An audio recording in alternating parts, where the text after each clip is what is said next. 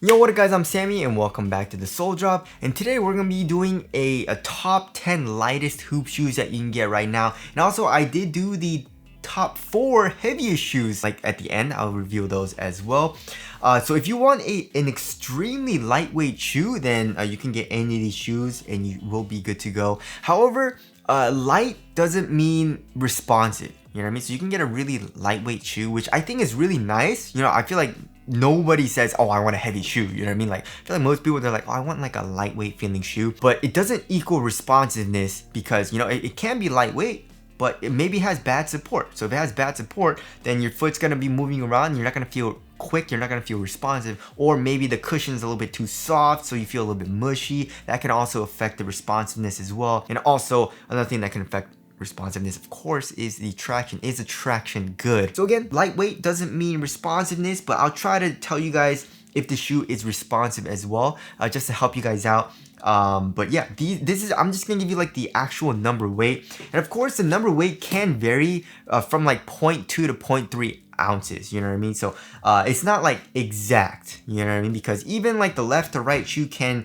vary from like 0.1 to 0.3 ounces. I've even seen like 0.4 to maybe even 0.5 ounces. So just keep that in mind, but these are just what I weighed from my shoes. So yeah, let's get it started off with number 10, which is the Jordan Tatum 3 coming in at 11.35 ounces. So you guys already know the Tatum 3 is extremely lightweight, very minimal feeling, which I do like, I do appreciate, but I don't really like that shoe too much. You know, first of all, the traction picks up a good amount of dust. So yeah, because of that, definitely wasn't the best. Also, the cushion was not great for impact protection. I loved how low to the ground you are, but just not the best for impact protection, especially when I was doing heel strikes, doing really hard landings. My foot would hurt, you know, so that's also another thing that I didn't like. And also the upper, I really liked how thin and minimal that upper is. It's just really soft, but the support was definitely lacking a little bit in Tatum 3 as well.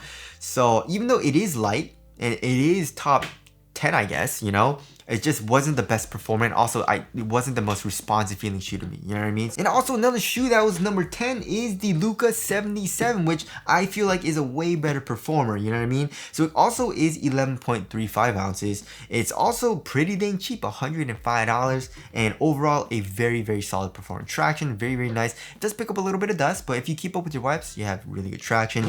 Also the cushion, not the best, but you do get way better impact protection than the Tatum 3, right? So I never really had issues with landing hard or anything like that, but it just wasn't the best or like great at all, or it wasn't even like good, you know. It just has pretty adequate impact protection, that's it, you know, a little bit of heel compression, nothing crazy for the impact protection. Also the bottom loaded zoom unit in the forefoot, like what is that, why? You know what I mean? But either way, still a very lightweight shoe, overall very solid performer in terms of like, it just does everything pretty dang well. You know, it doesn't really excel in anything, but it's just put together well, has really solid performance, you know. So there is the Luka 77. Alright, moving on to number 9, we got the Shockwave 7 coming in at 11.25 ounces, right? So yeah, the Shockwave 7 also had the impact protection problem for me. The cushion is so soft, it's so freaking soft, so comfortable, especially for the step-in comfort and underfoot cushion. It's using full-length A-Shock Pro Foam with a soft mesh strobo board, so it's really soft, right? But for some reason, even though like it's a thick slab of A-Shock Pro Foam, it doesn't have the best core feel, but like it's just a really soft foam, so that when I was doing heel strikes, my heel would hit the floor and it just would hurt my foot a little bit, you know what I mean? So that kind of sucks, but overall cushion, if you're not doing hard impacts, is very nice, right? Also, the traction overall is really nice, does pick up a little bit of dust, it's a little bit inconsistent, but overall traction is very nice. And I also really like the upper, it's thin, overall shoe is pretty dang supportive as well. It's just the cushion I had a little bit of an issue with. So but yeah, it's still a really lightweight shoe. So there is the Shockwave 7. Moving on to number 8, we got the Luka 4s, right? And it comes in at 11.1 ounces. So yeah, good job on Jordan Brand. You know, I feel like Jordan Brand has been, you know, trying to make some pretty lightweight shoes. We got the Tatums and also the Luka 4 and also the Luka 77. So good on them. Not the Jordan 40 though, which we'll get into, right? But yeah, 11.1 ounces, very lightweight, such a minimal shoe. Like, it just feels like a ninja shoe to me. You know, it's just so lightweight, so minimal. The upper is just really thin and soft. The cushion is so low to the ground. The traction also is pretty dang good. So you have a very responsive feel. You feel really quick when you're playing that shoe. And also that shoe is just so flexible that I feel like, you know, your foot is doing more of the work, you know what I mean? But it has more of that like barefoot shoe feels. So there is the Luka 4. Next we got the Luren 5 V2 at number 7, coming in at 11 ounces. So yeah, the Luren 5 V2 is super freaking nice. One of my favorite hoop shoes of this year so far. Traction is phenomenal. You have an amazing bite, picks up minimal dust. Also, the cushion is extremely nice. You know, you have full length boom, and you have a soft mesh strut board as well. So the underfoot cushion is really nice. Also, the shoe overall has a really nice springy, explosive feel too. So I really like that too. You have a nice bit of heel compression. The cage isn't super stiff either. The upper is really thin though. The upper is really thin, very minimal, but the overall shoe still has really nice, like, adequate support for me. So yeah, the Luren 5 V2, very nice. You feel extremely quick, very responsive, and again, also really lightweight. So there is number 7. Moving on to number 6, we got the D-Low 1 coming in at 10.85 ounces. So yeah, the D-Low 1 also is a very solid performer. The traction is really nice. However, it does pick up a little bit of dust. So if you're playing on a dusty court, probably not the best option. I mean, light dust is okay, but if you're playing on like a super dusty court, probably not a great pick, right? But the cushion's very soft. You know, you have a good core feel, but you also have boom and a soft mesh strut board, which does feel extremely comfortable and nice. Also, the upper is really thin. It's really thin, but also it has a little bit more of like a stiffer, more supportive feel, which I did like as well. So I still felt really quick in that shoe when I was playing on like a really clean court, you know? So yeah, D-Low 1, very nice. Next, we got the Shadow 6 V2 by way of weight, coming in at 10.75 ounces at number 5. So yeah, the Shadow 6 V2, they did a really good job. The upper is just so thin, also very well ventilated, but also doesn't lack in support, and it doesn't feel terrible for the quality, you know what I mean? As far as like the durability goes, obviously the durability doesn't feel the best, but it doesn't feel terrible, especially compared to like, you know, the Sabrina 3 or the Luka 4s, you know?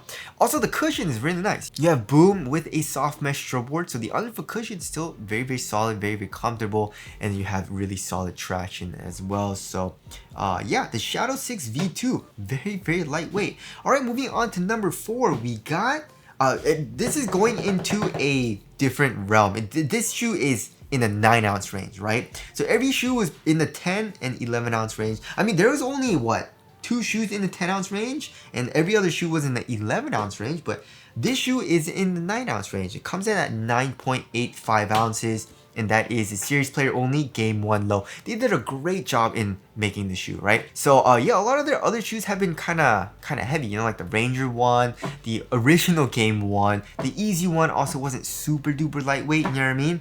But with the game 1 low, they just made it extremely lightweight. So first of all, the outsole, they used the polyurethane resin, which is supposed to be lighter weight than just traditional rubber, but also has amazing traction, but also with the cushion is extremely low density. It's very lightweight, but yeah, it's a quick 2.0 drop in mid, so it's super duper soft, has a little bit like a subtle bounce as well, which feels nice. Great core feel. The upper also is extremely well ventilated, but also really thin. So yeah, when I was playing that shoe, it's like soft for the cushion and comfortable, but overall really responsive because of the amazing traction as well as the really thin upper. So, and it also has adequate support. So yeah, the game 1 low, very nice, and is the first shoe in the 9 ounce range, coming in at 9.85 ounces. So there's that. Moving on to number 3. Top 3, baby. We got the Under Armour or Curry brand Curry Series 7, which is a very nice breath of fresh air. I mean, every single flow shoe pretty much is very lightweight though. They're always in like the 11 ounce range, 10, 11 ounce range, but never was it in the 9 ounce range. But starting from the Curry Series 7, 9.75 ounces.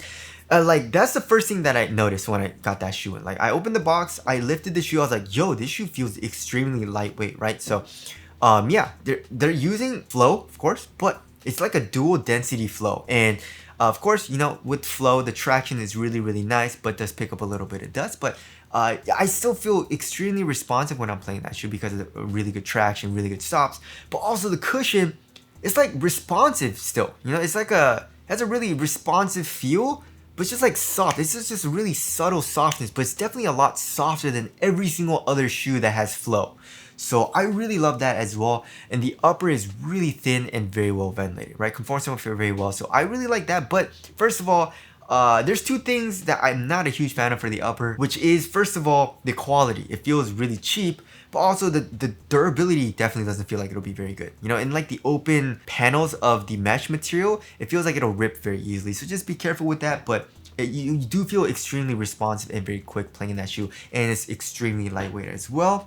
All right, moving on to number 2, we got the Anta Zap 3. So Dante DiVincenzo's signature shoe. Well, you know, his brand new shoe with Anta, it comes in at 9.4 ounces. So yeah, that shoe also is extremely lightweight. And also, I did feel extremely quick playing that shoe when I was playing on a clean court, right? It does pick up dust, however. It does pick up dust, which kind of sucks. But when I was playing on a clean court, it does have very good traction. Also, the cushion is really soft, you know? It's using full-length A-Shock Pro foam with a soft mesh strobe. It's like a really fine mesh material. But yeah, the step-in comfort is extremely soft. But it does suffer for the impact protection a little bit. Definitely not as bad as the Shockwave 7 for some reason, but still not the best. So just be careful with that, but also the upper is extremely thin and minimal, and support overall is adequate as well. You know what I mean? Definitely has a little bit more of a stiffer feel, especially because of that carbon fiber plate. You know what I mean? Compared to even like the Luka 4s, you know what I mean? Luka 4s, the Tatum 3s, you know? So I still did feel extremely quick playing in it, but the impact protection wasn't the best, and also the traction wasn't the best for dust, right? But still, overall, a very solid performer. And you guys already know what the lightest shoe is. It is the Leaning Ultralight 2025, coming in at 8.4 ounces. And you guys already know, extremely lightweight. It does suffer in the impact protection category. It's really, really soft. It's using a soft mesh strobe board. So when I was doing hard impacts like heel strikes and stuff like that, wasn't the best for my foot, hurt a little bit. It wasn't terrible though, but that still was a little bit of an issue. And also, I am lighter weight. So I feel like if you're heavier and you're way more like athletic than me, then it probably isn't the best option. But traction is phenomenal though. It's using GCU in the forefoot, it has really good traction. Also, the overall cushion is really nice. It's soft for the underfoot feel, has a nice little bounce, has nice heel compression as well. It's just the impact protection isn't the best. And also the upper somehow is still like supported. You know what I mean? It has some like stiffer spots for like targeted support. So it's adequate for support, but it has incredible ventilation, you know, especially through that kind of like grid-like mesh material in the forefoot. You have great airflow, great ventilation. It's really thin, minimal. So I did feel very, very quick playing in that shoe. But it had a little bit of issues, again, like the Zap 3 and stuff like that. And as far as my favorite hoop shoes to play in this list, I would say it's the Luren 5v2 and also the Game 1 Low. So that's my list for the top 10 lightest. One shoe that kind of surprised me is the Sabrina 3. The Sabrina 3 is not on this list. It comes at 11.45 ounces, so just missed the cutoff. But still, Sabrina 3 is still a very, very lightweight and responsive shoe, especially for the upper being extremely thin. But let's get on to the heaviest shoe. So the heaviest shoe that you can get right now is the Jordan 40. It comes in at 15.5 ounces. Extremely freaking heavy. I do like how responsive I feel though. You know, when I want a bouncy setup, sometimes I do feel like it's a little bit too much compression, but if I want a bouncy setup with amazing traction and really good support, then the Jordan 40 is really nice, but it is heavy. So that kind of sucks. And then the second heaviest is the AE1.